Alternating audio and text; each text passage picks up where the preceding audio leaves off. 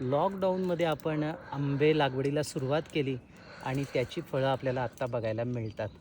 जवळपास 300 ते 350 केशर या जातीची झाडं आपण आपल्या बागेमध्ये लावलेली आहेत आणि हा केशर आता नॅचरली परिपक्व झालेला आपल्याला भेटलेला आहे. केशरची साईज बघा खूप सुंदर आहे आणि केशरचं उत्पादन पण इतकं सुंदर आहे की हे जवळपास 5 वर्षाचं झाड आहे आणि या झाडाला जवळपास 50 ते 60 आंबे लागलेले आहेत आणि एक एक आंबा जवळपास 200 ग्रॅम ते 300 ग्रॅम एवढा मोठा आंबा आहे. म्हणजे पाव किलोपर्यंत आपल्याला हे आंबे मिळत आहेत.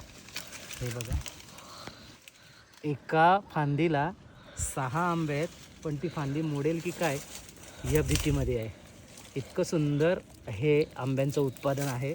आंब्याच्या उत्पादनाच्या दृष्टीने आपल्याकडे उत्तर कोकणामध्ये केशर हा आंबा सक्सेसफुल आहे.